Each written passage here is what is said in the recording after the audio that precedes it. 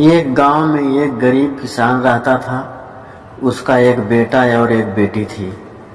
किसान अपने बेटे का विवाह करके कुछ साल के बाद अपनी बेटी का भी विवाह एक अमीर घर में कर देता है। बेटी बहुत अमीर घर में गई थी। उसके घर में नौकर चाकर काम करते थे। किसान अपने दोनों बच्चों का विवाह करके इस दुनिया से चला जाता है। बेटी को धन की तो कमी नहीं थी, वहीं बेटा बहुत गरीब था।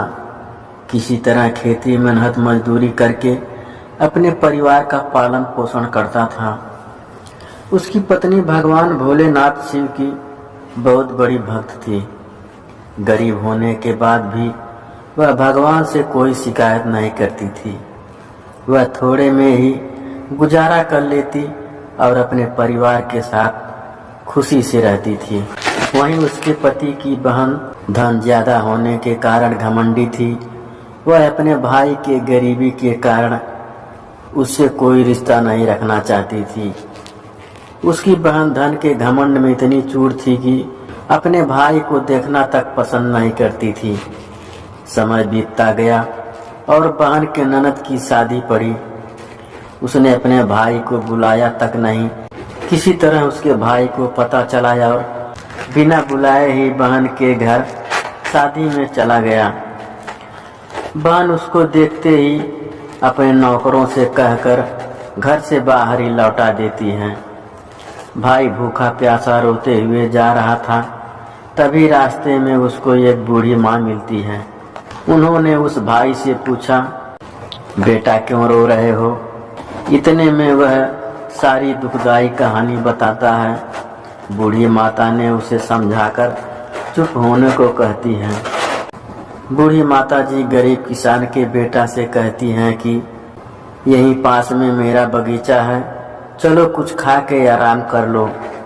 दोनों बगीचे में जाके खरबूज खाते हैं। फिर बूढ़ी माता ने एक थैले में खरबूज और कुछ खाने पीने का सामान रख करके उसे वहां से घर भेजती है। घर पहुंचने के बाद बच्चे सब अपने पिता के आगे पीछे घूमते हैं। उसकी पत्नी अंदर से पानी लेकर आती है और तुरंत थैला हाथ से लेकर देखने लगती है कि मेरी ननद क्या दी है। बेचारा भाई वहां से चला जाता है।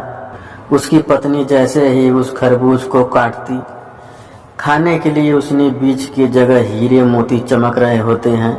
वह बहुत खुश होती है देखकर। फिर अपने पति के पास जाकर कहती है कि दीदी को हमारी गरीबी देखा नहीं गया है, इसीलिए इतने सारे धन दी हैं। बेचारा किसान भाई सोच में पड़ जाता है और किसी से कुछ कहता नहीं है। अब बेचारा भाई भी बहुत धनी और पैसे वाला हो गया। भाई के अमीर होने की खबर धन के घमंड में चूर रहने वाली बहन को पता चला और वह बिना बुलाए अपने मायके यानी भाई के घर आती है। यह देखकर भाई मन में सोचता है कि जब मेरे पास धन नहीं था तो बहन मुझे देखना तक नहीं चाहती थी। फिर भी वह और उसकी पत्नी ने उसका आदर सत्कार करते हैं। कुछ दिन के बाद बहन को ससुराल से बुलावा आया। उसके भाई और भाभी अच्छे कपड़े मिठाई कुछ उपहार देकर विदा किया। इतना सब देखकर उसकी बहन के आंखों में आंसू आ जाते हैं। उसको समझ में आ जाता है कि धन ही सब कुछ नहीं है, अच्छा स्वभाव और दिल का बड़ा होना चाहिए। इस कहानी से हमें क्या शिक्षा मिलती है? इस कहानी से हमें यह सीखने को मिलता है कि हमें कभी भी किसी की गरीबी और मजबूरी का मजाक नहीं बनाना चाहिए।